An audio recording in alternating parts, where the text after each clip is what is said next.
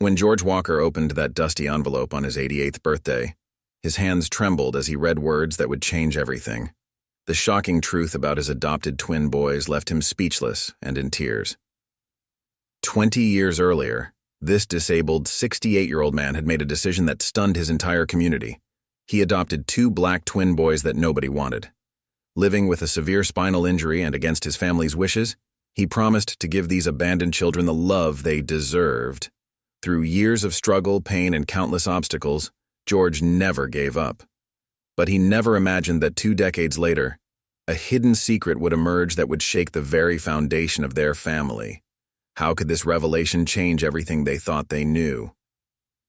Before we jump back in, tell us where you're tuning in from, and if this story touches you, make sure you're subscribed because tomorrow I've saved something extra special for you. George Walker sat in his wheelchair, staring out the window of his modest suburban home in Cedar Grove. The autumn leaves danced in the wind, a stark contrast to the heaviness in his heart. At 68, with silver hair and kind blue eyes that had seen their share of hardship, George found himself at a crossroads that would change his life forever. The morning paper lay crumpled in his lap, its headlines forgotten as he replayed the conversation from yesterday's visit to Cedar Grove Children's Home. Rachel Stanford, the dedicated social worker he'd known for years through his volunteer work, had approached him with an unusual request. "George," she'd said, her voice carrying a mix of hope and desperation, "I need to ask you something important." She told him about 7-year-old twins, Tyson and Tyler Barnes, who had been in the system since birth. No one wanted to adopt both children together, and separating them would devastate their already fragile spirits. George wheeled himself closer to the window, his hands gripping the armrests of his wheelchair. The spinal injury from the car accident 5 years ago had already changed everything about his life. His career as a high school teacher, his independence, his daily routines. Yet here he was, contemplating an even bigger change. His brother Frank's words from their heated phone call last night rang in his ears. "Have you lost your mind, George? You can barely take care of yourself. 2 7-year-old boys? That's impossible for someone in your condition." Maybe Frank was right. The pain in George's lower back, a constant reminder of his limitations, seemed to intensify at the very thought. But then he remembered the twins' faces from his volunteer visits, their bright eyes, their gentle spirits, and the way they'd gravitate toward him during story time, listening intently as he read from his collection of old books. Dr. Oliver Phillips, his longtime physician, had been surprisingly supportive during his checkup this morning.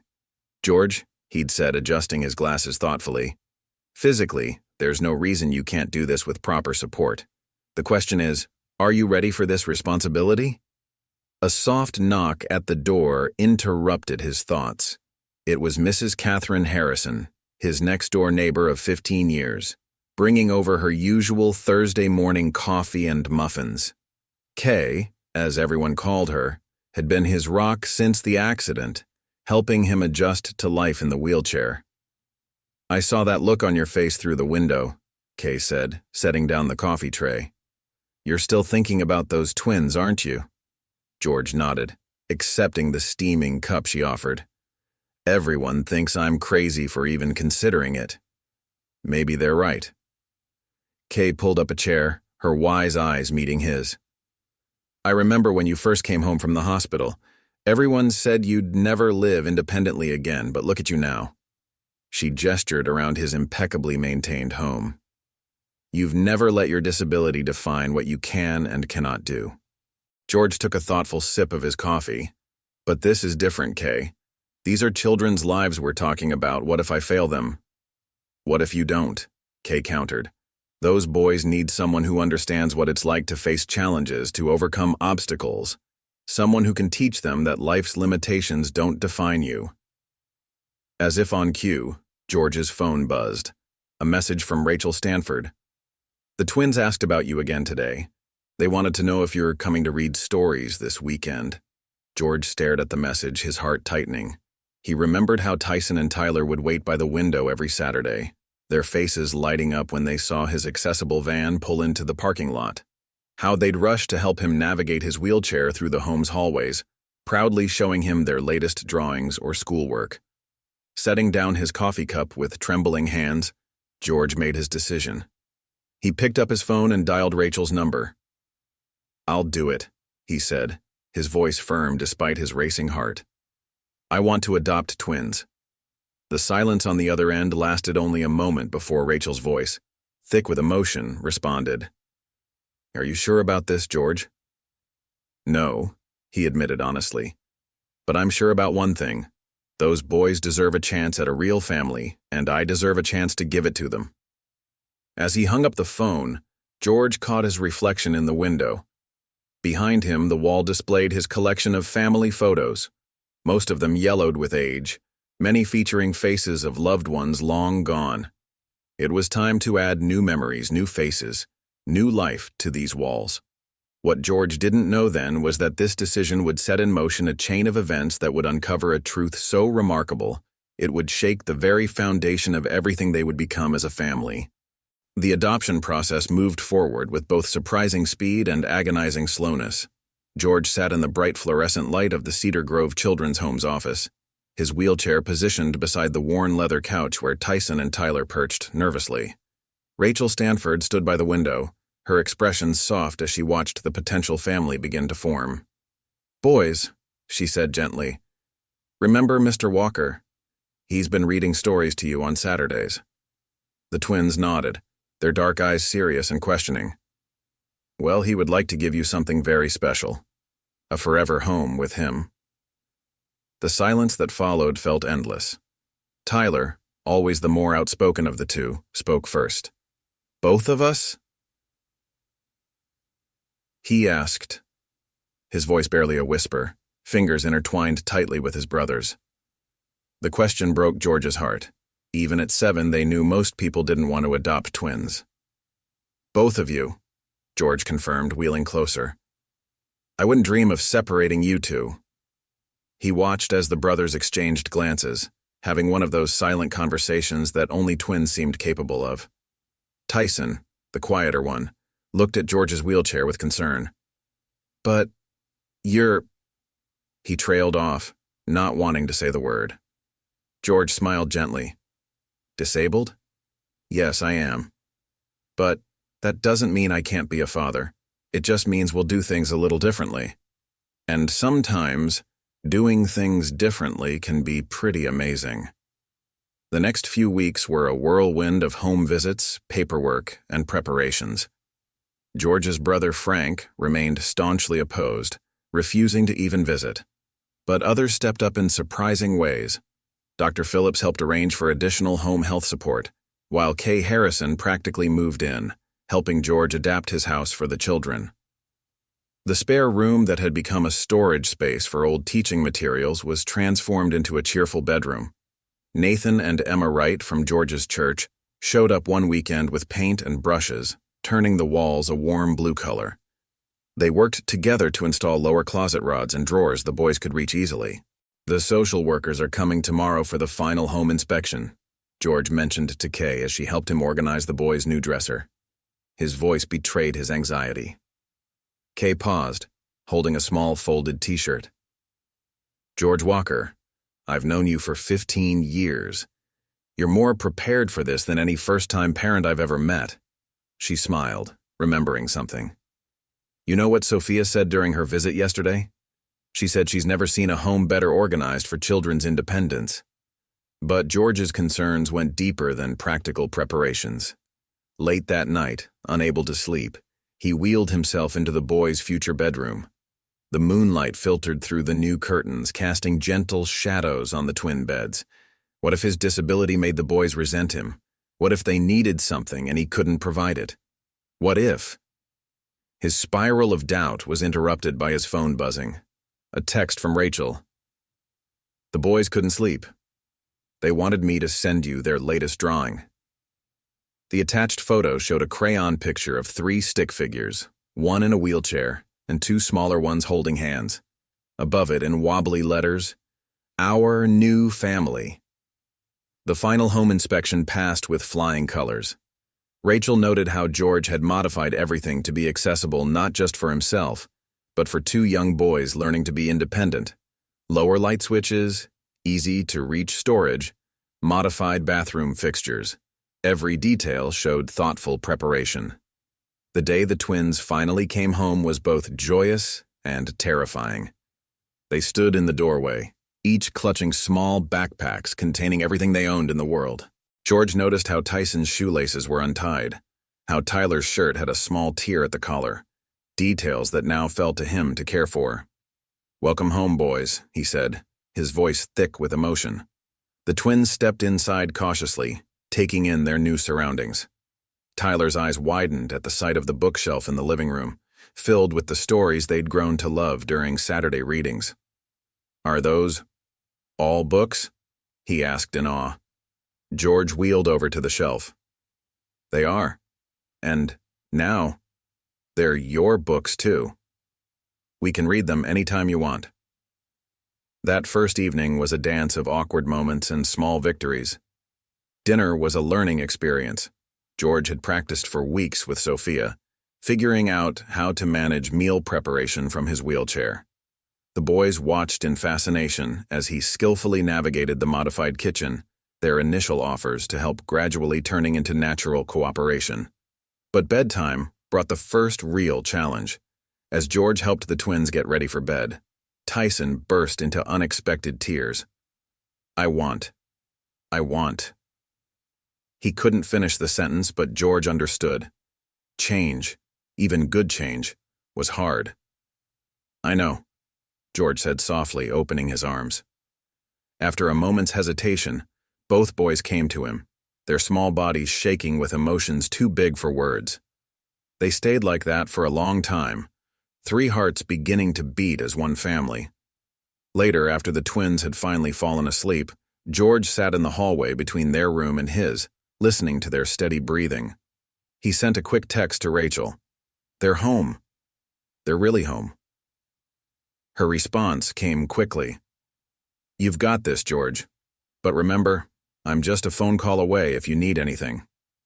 What George didn't know then was that these first tentative steps as a family were just the beginning. The challenges ahead would test them all in ways they could never imagine, leading to a discovery that would change their lives forever. Preparing and narrating this story took us a lot of time, so if you are enjoying it, subscribe to our channel. It means a lot to us.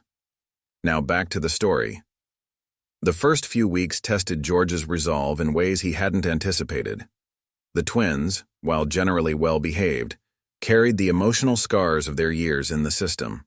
Nightmares became a nightly occurrence, with one or both boys waking up crying, calling out for people they'd left behind at the children's home.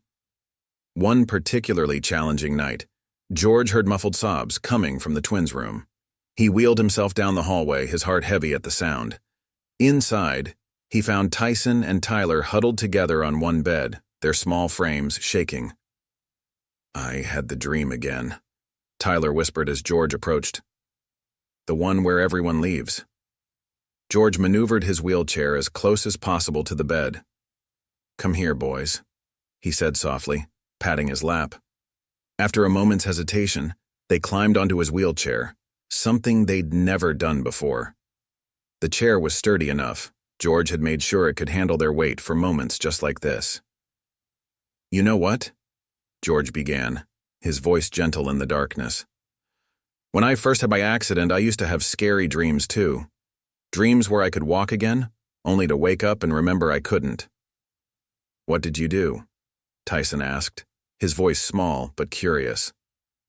"I learned something important," George replied, wrapping his arms around them. "I learned that sometimes the scariest part of a dream isn't the dream itself. It's waking up alone. But you're not alone anymore. Neither of you will ever be alone again." The boys stayed in his lap, their breathing gradually steadying. George began to hum an old lullaby his mother used to sing, the melody carrying memories of comfort and safety. Eventually, the twins drifted back to sleep, their heads resting against his shoulders. Getting them back into bed without waking them proved challenging, but George had learned to be resourceful. As he carefully tucked them in, He caught sight of their matching peaceful expressions and felt a surge of fierce protectiveness. These were his boys now, and he would move heaven and earth to keep them safe. The next morning, Kay found George making breakfast, dark circles under his eyes but a determined set to his jaw. "Rough night?" she asked, setting down a fresh loaf of bread she'd baked. "Nothing we couldn't handle," George replied, skillfully flipping pancakes from his wheelchair. He'd modified his kitchen tools with extended handles and lowered counters, making cooking possible despite his limitations. "But Kay, there's so much pain in their past. How do I help them heal?" Kay watched as he arranged the pancakes into smiley faces, something he'd started doing to coax smiles from the twins at breakfast. "You're already helping them heal, George. Love and patience, that's what these boys need most." The challenges weren't just emotional. George's disability meant certain activities required creative solutions. Teaching the twins to ride bikes proved particularly daunting until Nathan Wright suggested attaching the bikes to George's motorized wheelchair with special tethers. Soon, the neighborhood grew accustomed to the sight of George leading bike riding lessons, the twins wobbling along beside his chair, their faces split with grins of pure joy. But not everyone was supportive. One afternoon, while George helped the boys with their homework at the local library, he overheard two women whispering. "It's not right," one said. "Not quite quietly enough. Those poor children need someone who can really take care of them." Before George could react, Tyler stood up, his small face fierce. "Our dad takes better care of us than anybody," he declared loudly, causing heads to turn. "He teaches us everything, and he makes the best pancakes, and he loves us." George felt tears prick his eyes as Tyson joined his brother, both boys standing protectively near his wheelchair. The women hurried away, embarrassed, while Diana Pearson, the twins' kindergarten teacher who happened to be nearby, approached their table. "You know," she said warmly, "I've never seen such improvement in students as I have in Tyson and Tyler since they came to live with you, Mr. Walker. Their reading levels have jumped 2 grades, and their confidence grows daily." That evening, as George helped the boys with their bedtime routine, he noticed something different. The twins were unusually quiet, but not with their usual sadness. Finally, Tyler spoke up. "Dad," he said hesitantly. It was the first time either of them had called him that. George's heart skipped a beat. "Yes, Tyler?"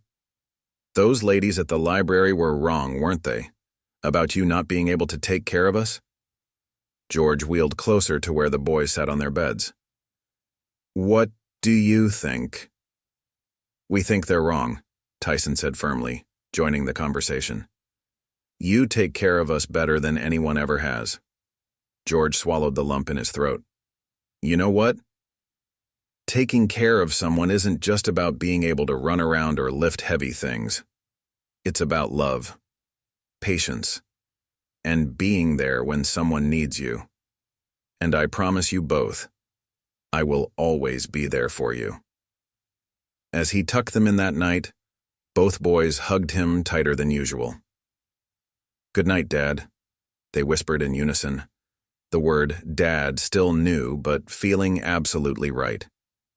Later, as George sat in his study reviewing the boys' school reports, he found himself thinking about how much had changed in just a few weeks. The house that had once felt too quiet now echoed with the sounds of childhood, laughter, occasional tears, the patter of small feet, and the countless questions that came with curious 7-year-old minds. What he didn't realize was that these peaceful moments were merely the calm before a storm that would test their newfound family bonds in ways none of them could imagine. As autumn turned to winter, George faced one of his biggest challenges yet. The twins' school was holding its annual father-son camping trip, and both boys were desperately excited to participate. George sat in his study, staring at the permission slips, his heart heavy with the knowledge that his disability made traditional camping impossible. "Dad?" Tyler's voice came from the doorway, Tyson standing close behind him. "Jimmy says his dad's taking him camping this weekend. Can we go too?" George wheeled around to face them, seeing the hope in their eyes. "Boys, we need to talk about something." He patted his lap and they climbed up, a habit that had become their special way of having important conversations. You know how my wheelchair makes some things different for us? Like how we help you reach high stuff? Tyson asked innocently. Exactly, George smiled. Well, camping in the woods might be too difficult for my wheelchair. The ground is too uneven and… Then we don't want to go, Tyler interrupted firmly. We'll stay home with you. George's heart swelled with love, but he knew he couldn't let his limitations hold them back. That evening, after the twins were asleep, he called Nathan Wright. I have a crazy idea, he began, but I'll need your help. Over the next week, George orchestrated what he called Operation Backyard Adventure. Nathan and Emma helped transform the spacious backyard into a camping wonderland. They set up a large, wheelchair-accessible tent on the paved patio, surrounded by portable heaters for the winter chill. Kay Harrison strung fairy lights in the trees, creating a magical, starlit effect. The Friday of the camping trip arrived. When George picked the twins up from school, instead of heading inside, he led them to the backyard. Their eyes widened at the transformation. The tent stood proudly, surrounded by camping chairs and a portable fire pit. A projector was set up to display stars on the fence, and bird sound effects played softly from hidden speakers. It might not be the woods, George said nervously, but I thought we could have our own special camping trip. The boys stood silent for a moment, and George feared they were disappointed. Then both twins launched themselves at his wheelchair, almost knocking him over with their enthusiastic hugs. This is better than the woods, Tyler exclaimed. Can we roast marshmallows? That evening became magical. George taught the boys how to safely roast marshmallows over the controlled fire pit, telling them stories about his own childhood camping trips. They made s'mores, sang songs, and used George's old telescope to look at real stars beyond the projected ones.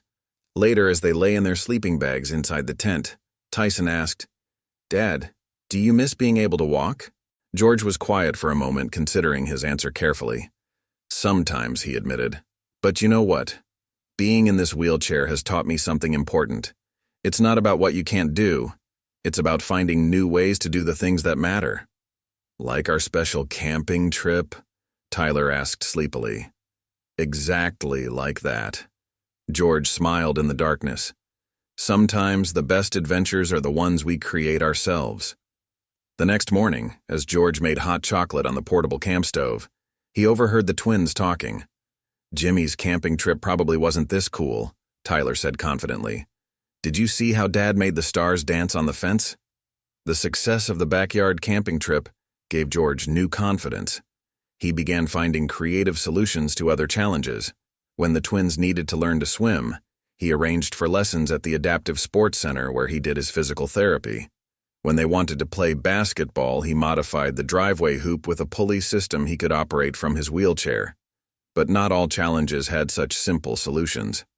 One afternoon, George received a call from the school. There had been an incident. The twins had gotten into a fight with another student who had made disparaging remarks about their crippled dad. Sitting in Principal Matthews' office, George faced not only the situation but also his deepest fears. The twins sat beside him, scratched and disheveled but defiant. He said mean things about you, Dad, Tyson explained, his voice trembling with emotion. We couldn't let him say that, Tyler added firmly. George wheeled closer to his sons. I appreciate you wanting to defend me, boys, but fighting isn't the answer. He turned to face them fully. People might say unkind things about our family because we're different, but we know the truth about who we are and what we mean to each other. That's what matters. That evening, as George helped the twins with their homework, they were suspended for 2 days. He noticed they seemed troubled. What's on your mind? He asked. Are you mad at us? Tyson asked quietly. George shook his head. No, I'm not mad. I'm proud of you for standing up for what you believe in. I just want you to find better ways to do it. Like how you find better ways to do things from your wheelchair? Tyler asked thoughtfully. Exactly like that, George smiled. We can't control what others say or think, but we can control how we respond. As George tucked them into bed that night, he couldn't help but marvel at how these two young boys had already absorbed one of life's most important lessons, that love and family come in many different forms, all equally valuable. What he didn't know was that this incident at school would set in motion a chain of events that would lead them closer to the shocking truth about the twins' past. The school incident had drawn unwanted attention to their family. George noticed the whispers, the sideways glances at parent-teacher meetings, the way some parents steered their children away at the playground. But it wasn't the prejudice that worried him most. It was the unexpected visitor who arrived at their door one rainy Tuesday afternoon. George had just finished helping the twins with their math homework when the doorbell rang. Through the window, he could see a sleek black car parked in the driveway, definitely not one of their usual visitors. When he opened the door, he found himself face to face with a well-dressed woman who introduced herself as Margaret Powell from Child Protective Services. "We've received some concerns about the children's well-being," she stated professionally. Through her eyes kept darting to his wheelchair. "And if I come in?" George's heart raced, but he kept his voice steady. "Not at all. The boys are just finishing their homework." He led her into the living room, where Tyson and Tyler sat at their specially designed study table. One George had crafted to be accessible both from his wheelchair and their height. Margaret spent the next hour observing their home, taking notes about the modifications George had made for accessibility. She watched as the family moved through their normal routine, the twins helping to set the table, George preparing dinner in his adapted kitchen, the easy rhythm they'd developed as a family. "Mr. Walker," she said finally, "I have to admit, when I received the complaint I had my doubts. A disabled single father raising twin boys." She paused, looking at her notes. "But I can see now that those doubts were unfounded. Your home is not just accessible. It's thriving." After she left, George sat in his study, hands trembling slightly. The twins appeared in the doorway, their faces worried. "Dad?" Tyson ventured. "Is something wrong? Are they going to take us away?" George immediately wheeled over to them, pulling them close. "No, absolutely not. No one is taking you away from me. We're a family, and nothing will change that." But that night, after the boys were asleep, George called Rachel Stanford. "They're starting to ask questions about their birth parents," he said quietly. "And now with CPS showing up, Rachel, what do you know about their background?" There was a long pause on the other end. "Not much," Rachel admitted. "Their case file is surprisingly thin. They were found abandoned at a hospital in Memphis when they were just a few days old. No note, no names, nothing." George rubbed his temples, feeling a headache coming on. "The boys have a right to know their history, their heritage. But how do I tell them when I don't know anything myself?" The next day, George noticed Tyler standing in front of the mirror in the hallway, studying his reflection intently. "Dad," he said without turning around, "why don't I look like you?" George wheeled closer, his heart aching. "Come here, both of you," he called, and Tyson joined them from the living room. He took them to his study, where he kept a special album he'd been preparing. "You know how some families are born together, and others are chosen?" he began, opening the album. Inside were photos documenting their journey. The first day at the children's home, the adoption ceremony, their first night in their new home. "We chose each other, and that makes our family just as real as any other." But what about our first parents?" Tyson asked quietly. "Didn't they want us?" George pulled both boys onto his lap, choosing his words carefully. "Sometimes parents make difficult decisions because they think it's best for their children. We don't know why your birth parents couldn't keep you, but I know they must have wanted you to have a good life. And I promise you, I'll do everything I can to make sure you do." That weekend, George arranged a special outing. He took the twins to a cultural center in the city where they attended an African-American heritage festival. The boys were fascinated by the music, the art, the stories that connected them to their roots. "Dad, Tyler said as they watched a traditional dance performance. "Even though we don't look the same on the outside, we're still a real family, right?" "The realist," George assured him, squeezing his hand. "Family isn't about looking the same or being able to do the same things. It's about love, support, and being there for each other no matter what." Later that night, as George reviewed some old adoption paperwork, something caught his eye, a detail he'd overlooked before: the hospital where the twins were abandoned. There was something familiar about the name. He pulled up his laptop, beginning what would become a journey that would uncover an extraordinary truth. What George didn't realize was that his search for answers about the twins' past would lead him down a path he never expected, ultimately revealing a connection that would leave them all speechless. As he sat there in his study, surrounded by papers and old photographs, George heard the twins laughing in their room, a sound that had become the heartbeat of his home. Whatever mysteries lay in their past, he knew one thing for certain: they were his sons, and nothing could change that. But the truth, when it finally emerged, would test that conviction in ways he never imagined. As George delved deeper into his research about the twins' origins, life continued its daily rhythm. The boys were excelling in school, their initial behavioral issues slowly fading as they felt more secure in their forever home. But George couldn't shake the feeling that something significant was waiting to be discovered about their past. One evening, while reviewing the hospital records for the 1,000th time, George noticed something he'd overlooked: a nurse's note, barely legible in the corner of the intake form. "Mother appeared distressed," mentioned twin brother. George sat back in his wheelchair, his mind racing. Could the twins' birth mother have had a twin of her own? Before he could pursue this lead further, a more immediate crisis demanded his attention. Tyson had come down with a severe fever, and Tyler, despite being physically healthy, was experiencing sympathetic symptoms, a phenomenon George had read was common among twins. "Dad," Tyler whimpered from his bed while Tyson tossed and turned in the next bed over. "I can feel that Tyson's really sick."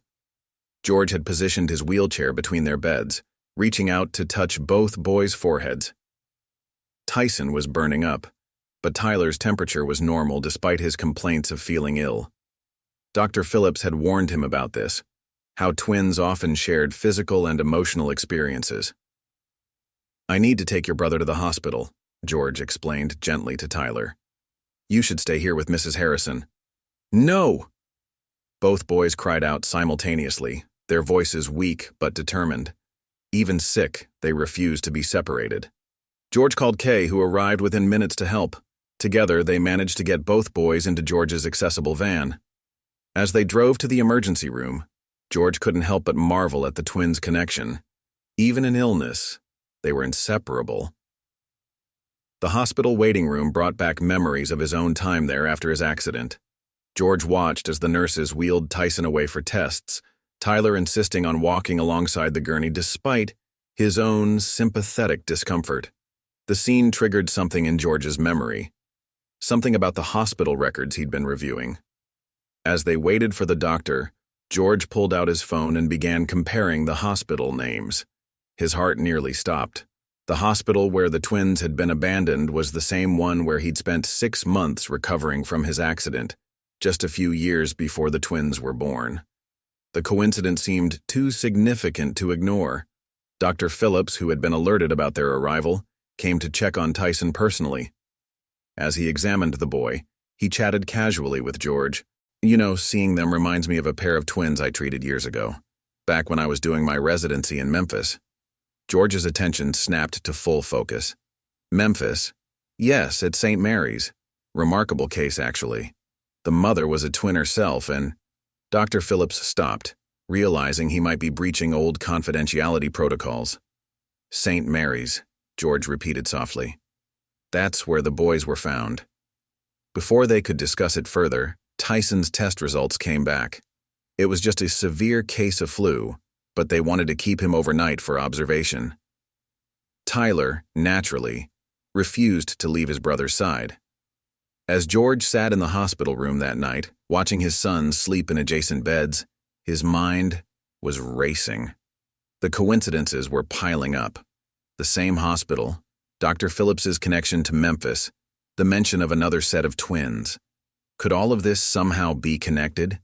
He wheeled himself to the window, looking out at the city lights. The boys' soft breathing behind him provided a gentle reminder of what mattered most: their present, their family, their love for each other. Yet something about this connection to his own past at that hospital nagged at him. The next morning, as Tyson's fever finally broke, George made a decision. He needed to know more about the twins' background, not just for his own peace of mind, but for their future. They deserved to know their history, their roots. Dr. Phillips, George caught him during rounds, about what you were saying yesterday, about the twins in Memphis. The doctor hesitated. George, that was a long time ago, and patient confidentiality. I understand. George nodded. But these boys, my sons, they were abandoned at St. Mary's. If there's any connection, any information that could help them understand their past. Dr. Phillips studied George's face for a long moment. Let me see what I can find in the old records. No promises, but those boys deserve to know their history. As they prepared to leave the hospital the next day, Tyson fully recovered and Tyler's sympathetic symptoms gone, George watched his sons playfully arguing over who got to push his wheelchair. Their bond, their resilience, their love, it all seemed somehow tied to this mystery he was uncovering. Back home, after settling the boys in for a nap, they were still exhausted from their hospital stay, George returned to his study. He pulled out the old hospital records again, this time looking for any mention of twin births or twin parents around the time of his accident. What he found next would set in motion a chain of events that would unravel a truth more extraordinary than anything he could have imagined. But for now, watching his sons sleep peacefully in their beds, George knew that whatever they discovered about their past, their future as a family, was unshakable. Or so he thought. George's investigation into the twins' background took an unexpected turn when he received a call from Dr. Phillips a week after their hospital visit. The doctor's voice was tense, unusual for his typically calm demeanor. George, I found something in the old records, he said. Something that, well, I think you should come to my office, alone. George arranged for Kay to watch the boys after school, telling them he had a doctor's appointment. As he wheeled into Dr. Phillips's office, he noticed the stack of yellowed files on the desk, some bearing the logo of St. Mary's Hospital in Memphis. What I'm about to share with you, Dr. Phillips began, removing his glasses and cleaning them nervously, might be difficult to process. During my residency in Memphis, I treated a young woman, a twin herself, who was pregnant with twins. Her name was Jasmine Barnes. George's heart skipped a beat at the surname. Barnes, like my boys? Dr. Phillips nodded. She had a twin brother named Calvin. They were both medical students at the time. Jasmine was brilliant, top of her class, but then she became pregnant. The father wasn't in the picture, and her brother. The doctor paused, choosing his words carefully. Calvin was fiercely protective of their medical careers. He saw the pregnancy as a threat to everything they'd worked for. George leaned forward in his wheelchair, his knuckles white on the armrests. What happened to her? She disappeared, Dr. Phillips said quietly. One day, she simply didn't show up for her prenatal appointment. Her brother claimed she'd decided to terminate the pregnancy and transfer to another school, but I never believed it. And then, months later, 2 baby boys were abandoned at the hospital. The implications hit George like a physical blow. Are you saying? I can't be certain, Dr. Phillips cautioned. But the timing matches. And there's more. Calvin Barnes went on to become a successful surgeon. He works at Memorial Hospital now, right here in our city. George sat in stunned silence, processing this information. Could the twins' uncle, their biological uncle, be practicing medicine just across town? And what had really happened to their mother? George, Dr. Phillips leaned forward, his expression grave. There's something else. During your recovery here, after your accident, Calvin Barnes was one of your attending physicians. The room seemed to spin. George remembered the young doctor who'd treated him, always professional but somehow cold. How many times had he been in the same room as his son's uncle, never knowing the connection? "What should I do with this information?" George asked, his voice barely above a whisper. "That's not for me to decide," Dr. Phillips replied. "But those boys deserve to know their history. And maybe it's time for some old secrets to come to light." On the drive home, George's mind was in chaos. He thought about Jasmine Barnes, a young medical student forced to choose between her dreams and her children. He thought about Calvin Barnes, now a successful surgeon who might have played a role in separating the twins from their mother. When he arrived home, the boys were in the backyard with Kay, playing basketball with the modified hoop. Their laughter carried through the open window, reminding George of everything that was at stake. "They were asking about you," Kay said as she helped prepare dinner. "Tyler was worried about your doctor's appointment." George watched the twins through the kitchen window. "Kay, if you discovered something about someone's past, tell them?" Kay paused in her cooking, studying his face. "This is about their birth family, isn't it? You found something." "Maybe," George admitted. "But I don't know if knowing the truth would help them or hurt them. Something that could change everything. Would you, T?" That night after the boys were asleep, George sat in his study surrounded by old photographs and hospital records. He pulled up the Memorial Hospital website on his computer, and there he was, Dr. Calvin Barnes, Chief of Surgery, his face stern in his professional headshot. The resemblance to the twins was subtle but unmistakable. George's fingers hovered over the keyboard, tempted to dig deeper. But what would he find? And more importantly, what would he do with the information? A soft knock at his study door interrupted his thoughts. Tyler stood there in his pajamas, looking troubled. "Dad, I had a bad dream." George quickly closed the laptop. "Come here, buddy. Want to talk about it?" Tyler climbed onto his lap, something he still did despite being bigger now. "I dreamed that someone took us away from you. They said you weren't our real dad." George held his son close, feeling the weight of his earlier discoveries even more heavily. "Listen to me, Tyler. Family isn't just about blood. It's about love. About choosing each other every day. You and Tyson are my sons in every way that matters. Promise you'll never let anyone take us away?" Tyler mumbled against his chest. "I promise," George said firmly, even as his mind raced with the implications of what he'd learned. "We're family, and nothing will ever change that." But as he held his son, George couldn't shake the feeling that the truth he'd uncovered would test that promise in ways he never imagined. The past was reaching out to them, and soon they would have to face it, for better or worse. The weight of his discovery haunted George's thoughts over the next few days. Every time he looked at the twins, he saw new traces of Calvin Barnes in their features, the shape of their eyes, the set of their jaws. But he also saw something else, the growing shadows of uncertainty in their expressions, as if they could sense his preoccupation. One afternoon, while helping Tyson with his science homework, the boy asked a question that made George's heart stop. "Dad, do you think our birth mom liked science too, since we're so good at it?" Before George could formulate a response, Tyler chimed in from across the room. "Maybe she was a doctor or something. That would be cool." The irony of their innocent speculation wasn't lost on George. Here were his sons, unknowingly describing their biological mother's passion for medicine, while their uncle continued his prestigious medical career just miles away.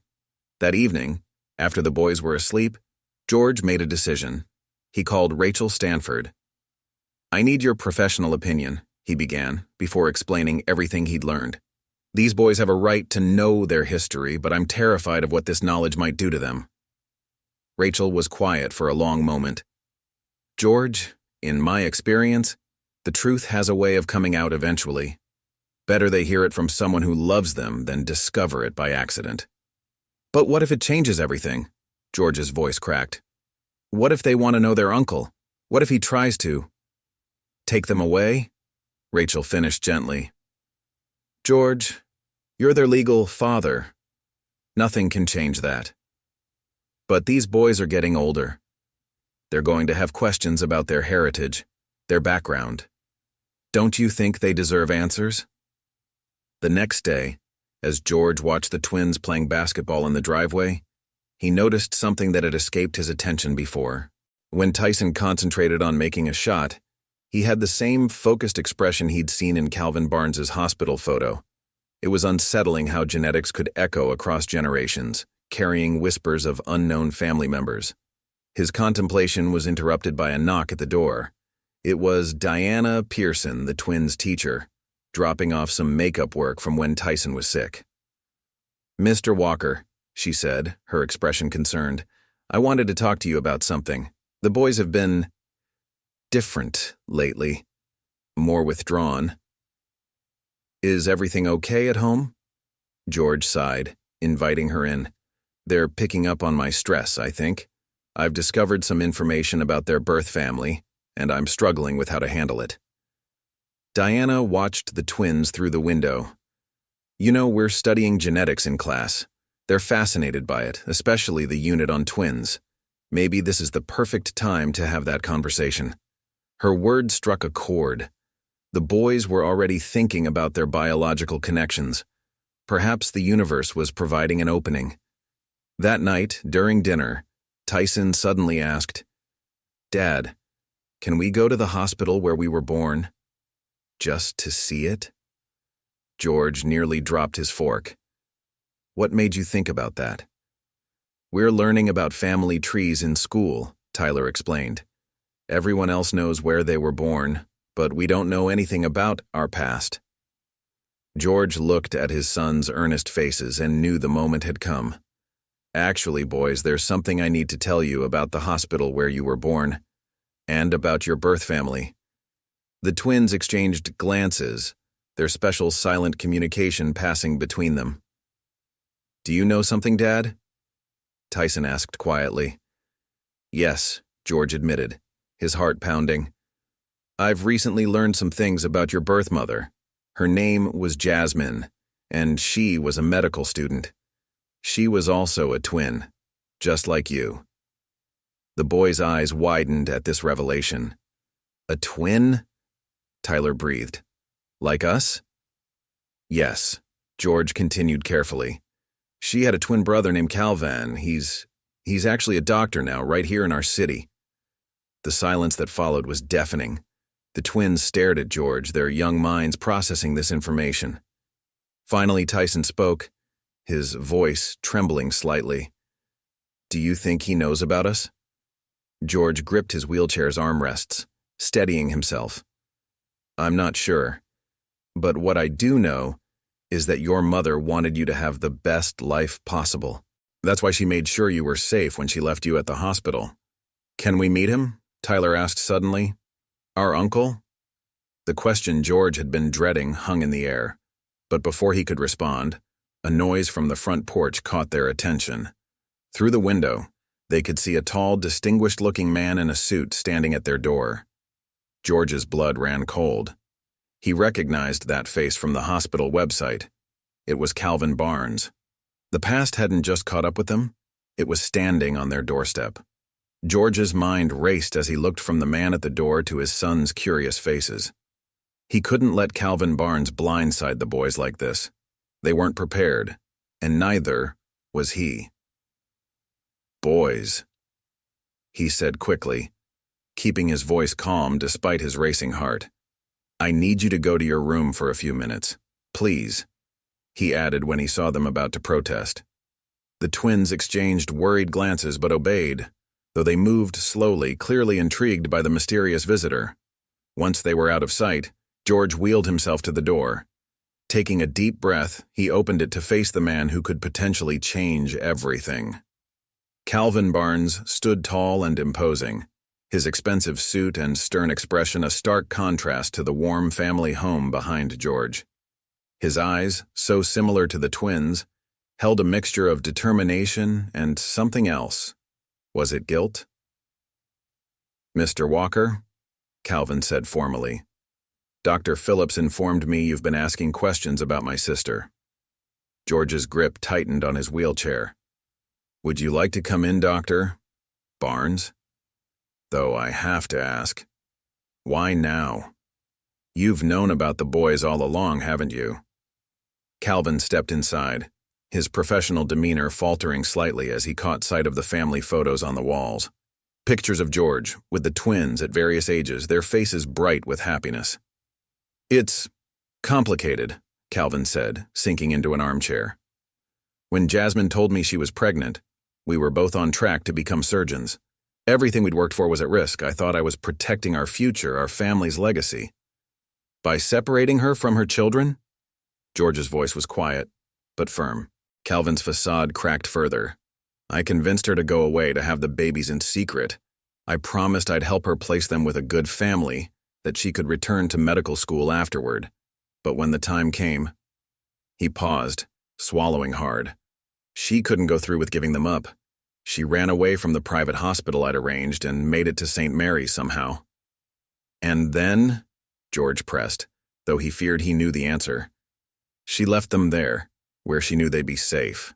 Left a note for me saying she couldn't live with what we'd planned. That was the last time I saw her." Calvin's voice broke. "We found her car near the Mississippi River 3 days later." George felt the weight of this revelation like a physical blow. The twins' mother hadn't abandoned them. She'd sacrificed everything, including her own life, to keep them together.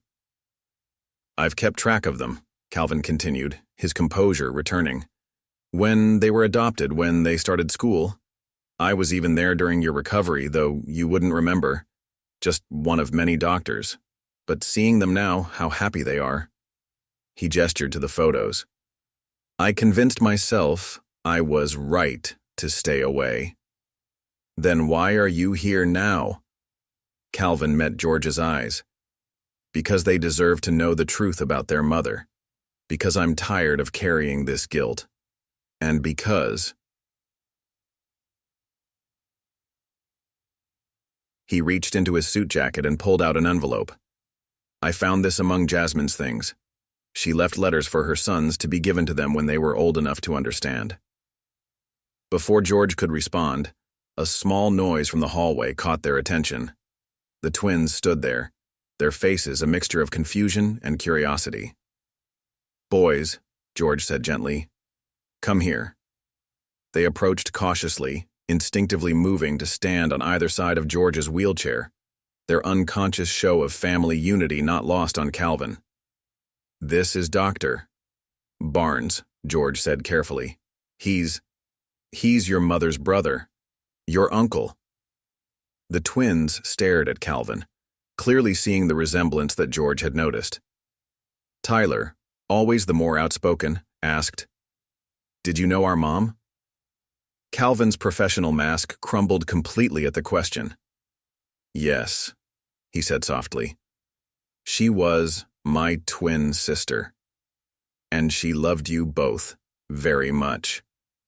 Tyson, quiet but observant, noticed the envelope in Calvin's hands. "What's that?" "Letters," Calvin explained, his voice thick with emotion. "From your mother. She wrote them before she left us."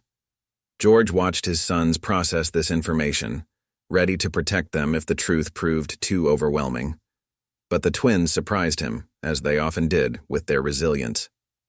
"Dad," Tyler said, turning to George, "can we read them?" The way Tyler still called him Dad, even in this moment, made George's heart swell. "Of course, if you want to. But remember, no matter what's in those letters, nothing changes who we are as a family." Calvin watched this interaction, seeing the deep bond between George and the boys. "Your father's right," he said, surprising everyone. "I came here thinking I needed to make amends, to somehow make up for the past. But seeing you three together..." He stood up, placing the envelope on the coffee table. "These letters belong to you, but please know that I'm not here to disrupt your family. Your mother would be happy to see you so loved." As Calvin prepared to leave, the twins looked at each other, then at George, seemingly seeking permission. At his nod, Tyler spoke up. Will you tell us about our mom sometime?" Calvin paused at the door, emotion flickering across his face. "I'd like that very much, if it's okay with your father." All eyes turned to George, who felt the weight of this moment, the past and present colliding, the future uncertain but full of possibility. What he decided next would change their lives forever. After Calvin left, the family sat together in the living room, the unopened envelope on the coffee table before them like a bridge between past and present. George watched his sons, their faces reflecting a mix of emotions he could barely imagine. "Do you want to read them now?" George asked gently, gesturing to the letters. "Or would you like some time to process everything first?" The twins looked at each other, having one of their silent conversations.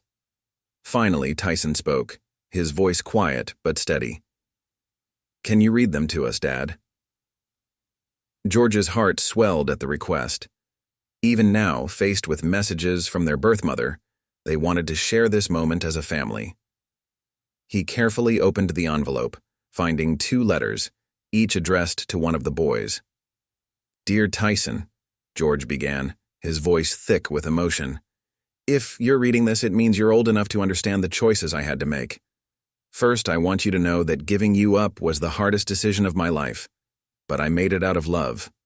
Love for you and your brother, and the belief that somewhere someone would give you both the life you deserved." Tyler squeezed his brother's hand as George continued reading. Jasmine's words painted a picture of a young woman torn between her dreams of becoming a doctor and her love for her unborn children. She wrote about feeling her sons kick, about singing to them during her pregnancy, about her determination to keep them together no matter what. "I hope," the letter continued, "that whoever is raising you now loves you as fiercely as I did. I hope they see your gentle spirit, your quiet strength. Take care of your brother, but remember to take care of yourself too. You were loved from the very beginning, and you will be loved always. Your mother, Jasmine." George paused, watching Tyson wipe tears from his eyes before starting Tyler's letter. The words were different, but carried the same profound love, the same hope for their future, the same ache of separation. "So she didn't want to give us up?" Tyler asked, his voice small. "Uncle Calvin said something about the river." George wheeled closer to his sons, choosing his words carefully. "Your mother loved you so much that she made the ultimate sacrifice to keep you together. She knew she couldn't give you the life you deserved, but she made sure you would have that chance with someone else." "With you," Tyson said firmly, looking up at George. "Yes," George smiled, fighting back tears. "With me." The boys were quiet for a moment, processing everything they'd learned.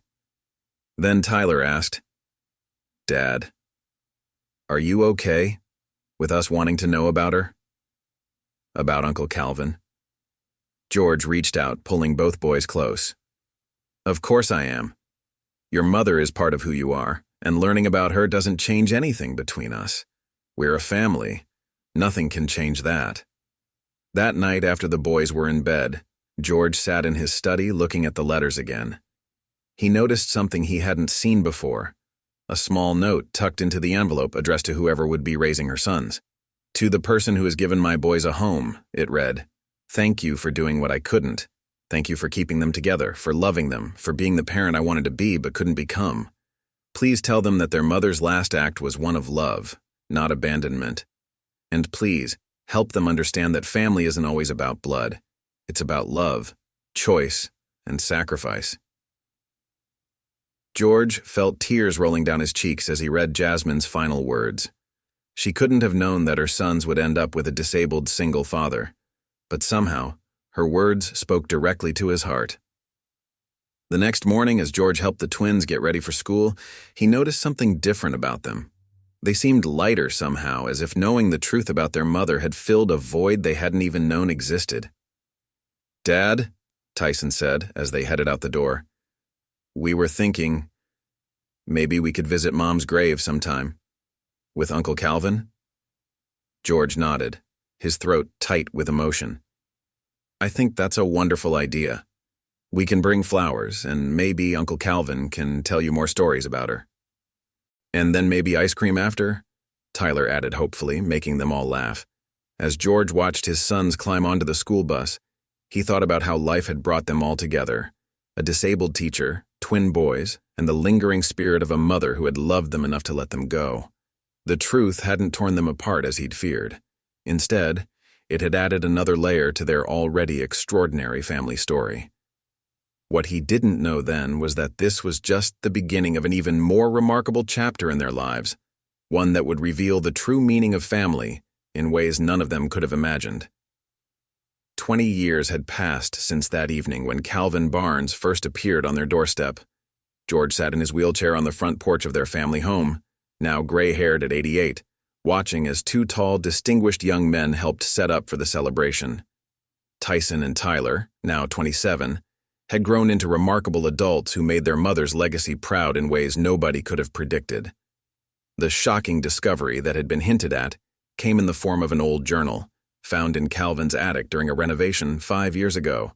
It was Jasmine's personal diary, and its contents had left them all speechless. Within its pages, they discovered that Jasmine had known George long before her death. She had been a medical student during his rehabilitation at St. Mary's, assigned to observe his remarkable recovery from his spinal injury.